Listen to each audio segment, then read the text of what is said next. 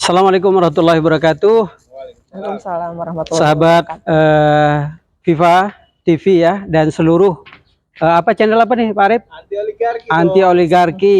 Ada Racikan TV, Racikan Berita, kemudian ada Zona Hijau, Ibrahim Aji, Politik Islam Official, ada lagi Mimbar Tub, Omlim Official. Wah, spesial ini banyak sekali yang akan menayangkan tentu podcast pada sore hari ini ya. Saya lagi ketemu dengan Ibu Leni ya. Ibu Leni ini adalah salah satu wali murid yang ada di pondok pesantren yang lagi viral nih. Ex wali murid. Ex wali murid ya. Wali santri ya. Jadi ini kan kita tahu belakangan ini tentang lagi dibicarakan masalah pondok pesantren Al Zaitun. Bahkan kemarin itu ada demo besar-besaran di sana ya kan. Saya lihat memang luar biasa ini. Jadi apa yang kita lihat memang banyak keanehan ini Bu Leni ya, di Al Zaitun. Sebelum saya mulai, apa kabar Bu Leni? Baik, alhamdulillah. Oh ya, Bu Leni ini agar terkonfirmasi kepada sahabat yang di seluruh tanah air ya kan. Tentu ini kan kepingin tahu nih gimana sih ceritanya. Ibu kan sudah pernah masuk anak atau putra putri ya, cewek cowok? Putra putri ya. Oke. Dua anak. Kalau boleh cerita dari awal Ibu tahun berapa Ibu masuk Al Zaitun anaknya gitu. Terima kasih. Anak ya. Iya. Tahun 2019 yang pertama. Kemudian ini yang cewek nih. Yang cowok. Oh, cowok laki-laki dulu. Oke. Iya, yang laki-laki duluan, yang paling besar, kemudian yang keduanya menyusul tahun berikutnya. Gitu.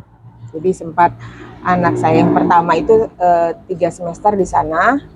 Yang kedua 1 semester aja. Karena di situ sudah merasa sangat tidak bisa ditolerir lagi ya gitu. Hal yang janggal yang sudah menyimpang lah perilakunya gitu ya. Perilaku secara pribadinya pimpinan pesantren. Yang dimaksud di Panji Gumilang itu ya? Ya. Oke. Ya, karena di situ terbuka satu kasus besar terkait dugaan pelecehan terhadap pegawainya selama beberapa tahun. Pegawainya di sana gitu. Yang diceritakan dia itu kurang lebih 4 tahun. Gitu. Jadi karena itu dan saya sudah mengkonfirmasi kepada korban ya, yang sudah memasukkan laporannya ke Polda Jabar. Jadi saya mendapatkan informasi yang valid gitu dari korbannya langsung, kemudian disertai bukti-bukti voice note ya, ada 19 kalau nggak salah itu ya, 19 voice note. Kemudian satu video percakapan kurang lebih 15 menit dengan korban ini dengan korban ya, percakapan pimpinan pesantren itu dengan korban. Jadi sudah tersebar juga kemana-mana gitu ya. Dan saya juga mendapatkannya dari dia langsung gitu. Suaminya, almarhum suaminya. Gitu. Saya sedikit dalam ini Mbak Leni, karena ini kan takutnya menjadi sebuah tuduhan ya. Karena memang ini ada tadi pelecehan seksual ya kan. Mbak Leni selaku apa di sana untuk kan ini ada korban pendamping kah atau apa seperti apa? Iya, wali santri. Kebetulan di situ kan saya langsung kontak Pak Rukial ya, almarhum Pak Rukial Basri yang waktu itu suaminya korban gitu kan. Karena kami sudah biasa komunikasi juga di media sosial gitu, di Facebook waktu itu ya. Jadi saya juga langsung minta konfirmasi, saya tabayun kepada dia gitu, kepada korbannya langsung juga sama. Akhirnya berteman gitu kan, sampai akhirnya ikut mendampingi juga. Pernah 1 kali ke Polda Jabar waktu itu, ada dokumentasinya juga gitu. Saya dan suami waktu itu. Jadi ya sudah valid gitu, dengan bukti itu. Memang pernah ada hubungan waktu itu gitu. Ada hubungan khusus gitu ya. Ini Panji Gumilang dengan Panji Gumilang ini karyawan kah atau guru kah atau siapa ini? Karyawannya, pegawainya. Pegawainya ya. Yang ditempatkan posisinya itu di gudang beras jauh di belakang lingkungan pesantrennya gitu. Tapi masih lingkungan Mahat Al Zaitun. Saya sedikit bergeser ya Mbak Leni. Kalau kita tadi kan mungkin urusan dia itu adalah pelecehan seksual, masuknya ranah pribadi, ya kan? Tapi karena dia sebuah pimpinan lembaga pondok pesantren, tentu ini menjadi sorotan ya kan. Tapi yang saya mau tanya sama Mbak Leni, ini kan lagi benar-benar kita lihat ini ada suatu penyimpangan pemahaman, ya kan, yang coba dimasukkan kepada anak-anak kita, tuh ya. Mbak Leni kan tadi masuk putra dulu yang pertama. Ya kan, apa yang ada sesuatu yang berbeda kah dari anak-anak Ibu Leni kemarin? Iya, jadi sedikit-sedikit ya terungkap juga gitu ya. Kekurang nyamanan anak-anak saya di sana gitu ya. Terutama mereka juga masuk dalam kondisi pandemi COVID juga waktu itu. Iya. Ya memang sudah otoriter juga di sana. Segala sesuatunya itu kan memang harus persetujuan dari Panji Gumilang. Panji Gumilang, oke. Harus atas titah perintahnya dia, gitu. Jadi hal-hal apapun pegawai itu atau ustadz-ustadzahnya itu sangat takut untuk memutuskan, gitu. Jadi padahal yang menurut kita itu juga itu nggak perlu lah ya, misalnya ya itu ya cukup kecerdasan masing-masing aja untuk menyikapinya, untuk memutuskan hal itu gitu ya. Tapi enggak, sangat takut semua apapun di situ. Jadi harus mengkonfirmasi dulu sampai ke Panji Gumilang. Panji Gumilang ya. Jadi begitu otoriternya sampai urusan gizi gitu ya, urusan makanan saja itu sampai anak-anak itu sangat ini ya dalam masa pertumbuhan tuh prihatin ya. Sering kali lapar gitu, apalagi terutama pas udah masuk roti gandum, jadi mengganti nasi itu 100%. Nasi diganti sama roti gandum. Udah nggak boleh nasi? Nggak boleh sama sekali. Itu terjadinya pas pandemi aja atau? Iya, waktu sejak awal puasa 2020 sampai terakhir anak saya di sana Januari 2022 itu masih.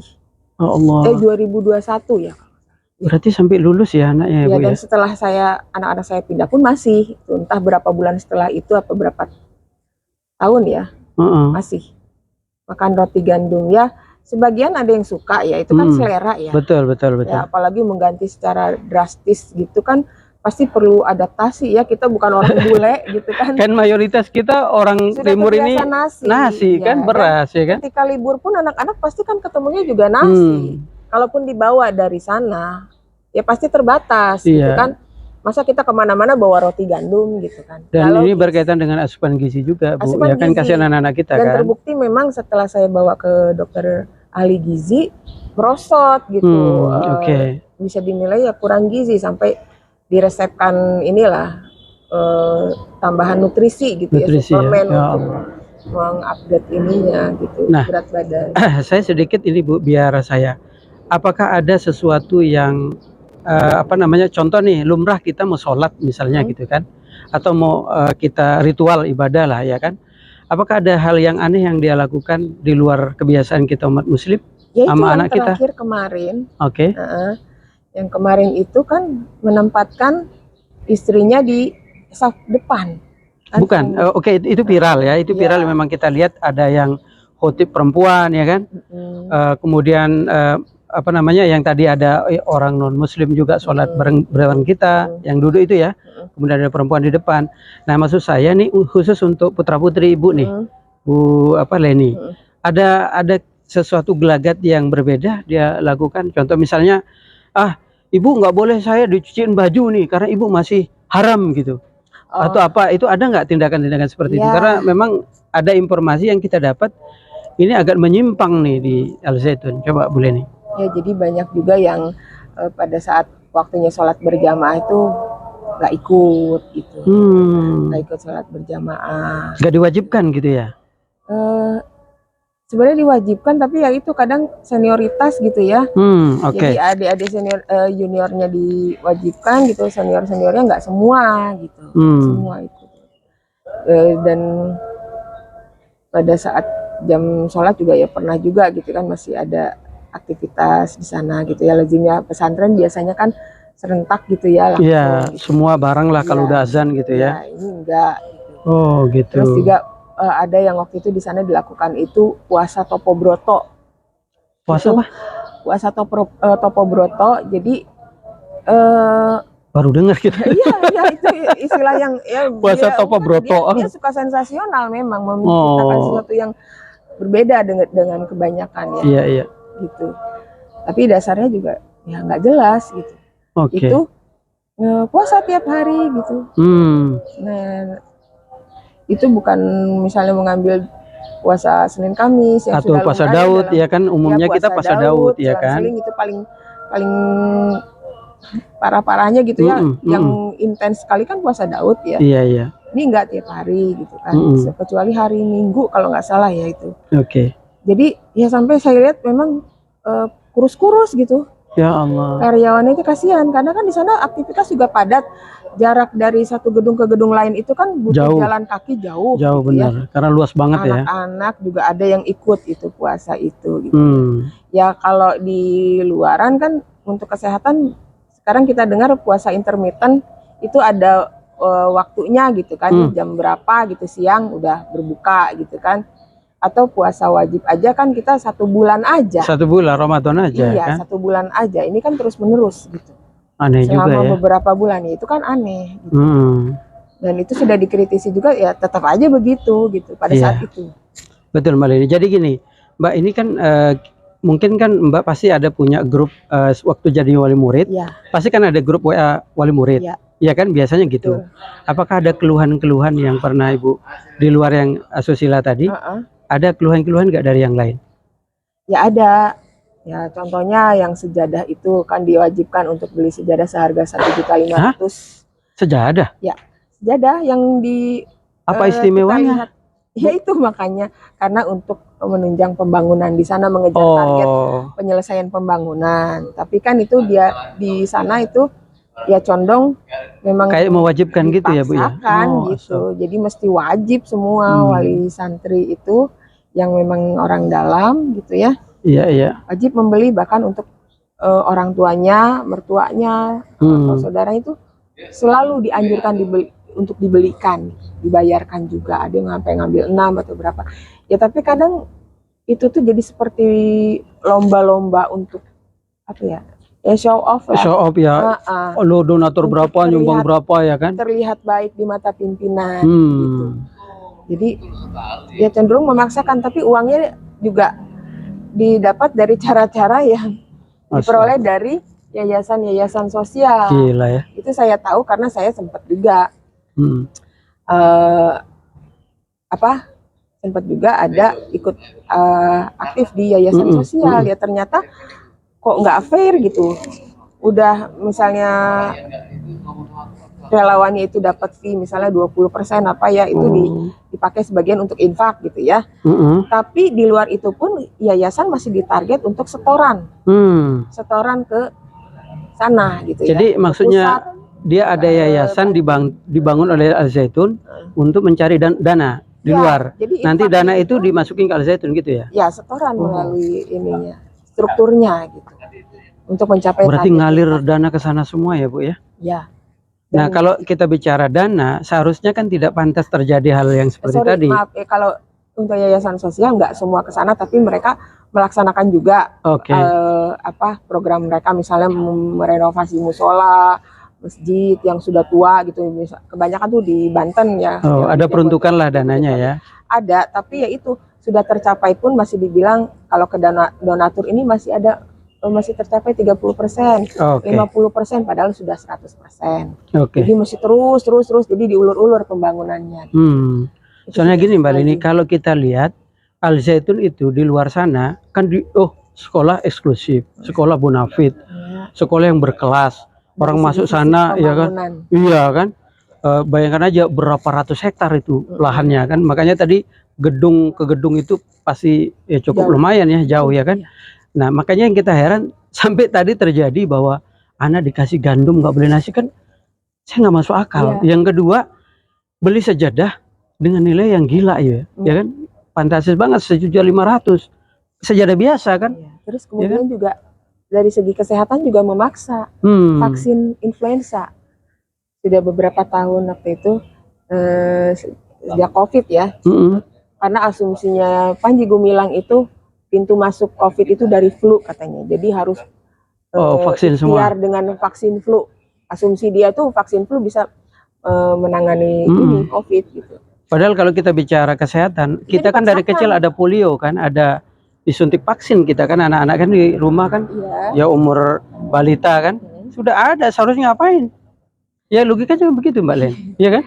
Ya ini maksudnya gini, itu kan asumsi dia gitu, sedangkan dari segi ilmu kesehatan aja juga belum mengatakan itu gitu. Dia dasarnya dari mana gitu kan? Dia tidak mengetahui secara keilmuan mengenai penanganan COVID ya, yang waktu itu marak gitu ya, tapi diwajibkan.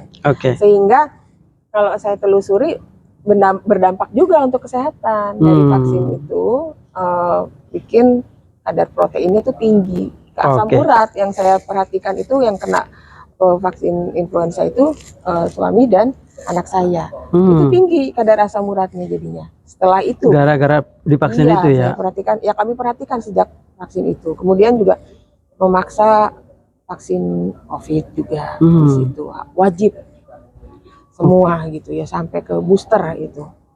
Ya jadi padahal kalau kajian saya dan teman-teman juga ada juga bahwa itu tidak diperlukan untuk dipaksakan. Jadi kesehatan orang kan nggak bisa dipukul rata. Betul. Pasti beda setiap antibodi setiap orang ya kan. Tapi karena udah doktrin sami'na wa ta'na sampai ke kesehatan pun intervensi dia. Intervensi, makanya itu juga salah satu alasan saya untuk menarik anak ya, betul. Karena saya tidak setuju. Nah, berarti yang itu 4 tahun semua ya? Berapa tahun anak-anak Bu? 1,5 tahun ya. Yang terakhir? Yang pertama. Yang pertama itu cuma setengah tahun ya, 1 semester. Alhamdulillah ditarik semua sekarang ya? Sudah, dan kondisi kesehatannya juga ya sangat buruk ya. Gatal-gatalnya tuh sampai borokan gitu loh. Aduh. Itu parah sekali gitu, dan nggak tahu kami karena komunikasi waktu masa COVID itu sangat terbatas untuk orang tua. Susah sekali untuk bisa berkomunikasi dengan anak gitu ya, karena di sana juga membatasi juga gitu untuk bisa komunikasi dengan orang tua. Bahkan makanan pun saya sudah kirim pun jeruk gitu ya, padahal sudah dicuci, dielap, dikeringkan, itu ditolak. Sampai di foto anak memegang kardus jeruk itu dibalikin. Iya. Wah gila benar. Dibalikin. Jadi itu kan perbuatan yang mubazir ya. Iya. Dan makanya itu tidak pantas ya, harusnya kalau udah sampai di sana dihargai lah, dimakan gitu ya. Karena itu buah-buahan kan untuk menunjang kekebalan tubuh juga. Saya sedikit cerita Mbak Leni. Saya kan punya adik, rata-rata itu adik saya mondok Situbondo ya. Di Situbondo itu Salafiyah Syafi'iyah itu dari SMP sampai dia kuliah, sampai dia hafiz Al-Quran. Yang namanya anak santri itu kalau dikirimin sama orang tuanya pasti senang banget. Iya dong. Adik saya dikirimin sambal dari Lombok, ya kan, dikirimin makanan dari Lombok, itu senangnya. Nah kalau ini ditolak, piye? Iya kan? Itu udah higienis, udah kita bersihin. Iya. Nah kan nggak logis gitu loh. Iya, itulah otoriternya di sana begitu, nggak mau tahu. Bahkan saya sempat datang ke sana pun pas itu waktu itu bawa buah ya. Malam sampainya di sana. Saya sendiri berkendara ke sana gitu. Ditolak juga gitu. Jadi memang saklek gitu. Saya mungkin kesimpulan Mbak Leni ya kan, karena kita tahu ini lagi berproses secara kasus hukum. Kemarin juga pimpinan Al Zaitun Panji Gumilang kan sudah menghadap ke MUI memberikan keterangan ya kan, kemarin terakhir. Kita nggak tahu seperti apa. Apa Kementerian Agama? Kemarin kalau saya dengar di salah satu media itu di MUI. Tapi mungkin Kementerian Agama juga, kita nggak tahu ya. Nah kesimpulan katanya nggak mau ketemu kalau sama MUI. Udah ketemu kemarin, udah. Nah kesimpulannya seperti apa nih Mbak Leni, yang dari kacamata Mbak Leni selaku wali murid ya, yang pernah memang anak di sana, yang ada yang 1,5 tahun, ada yang setengah tahun, 2 lagi ya kan. Nah kesimpulannya seperti apa Pak pondok pesantren ini? Apa memang benar yang beredar di media sekarang ini yang lagi viral, memang ini ada penistaan agama di situ? Ya, saya ingin bicara dari segi pendidikan dulu ya, karena itu institusi pendidikan madrasah diniyah, sanawiyah, aliyah gitu ya. Dari segi mutu pendidikan udah sangat merosot Parah ya. Udah sangat merosot gitu. Jadi sampai hafalan pun nggak terkontrol gitu. Yang harusnya itu mereka mendidiknya dengan disiplin lah ya untuk hafalan gitu.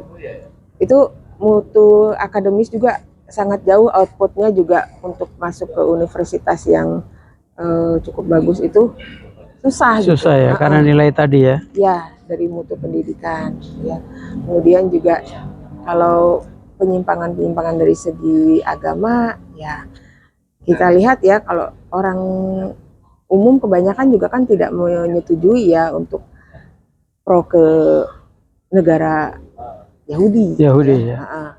Itu kan sudah dari dulu juga, kita juga nggak ada ini ya, dari segi negara, kontak dengan negara itu tuh perjanjian kerjasama juga sangat diprotes gitu ya. Ya itu semacam cari sensasi kalau menurut kami gitu ya, dengan nyanyi-nyanyi yang Salom apa ya, bahasa Yahudi itu kan sebenarnya seperti cari perhatian gitu. Jadi toleransi yang kebablasan, Bu Leni ya. Ya, jadi kenapa nggak yang Islam aja, nggak ada yang lain apa gitu? Iya betul. Terus juga apa?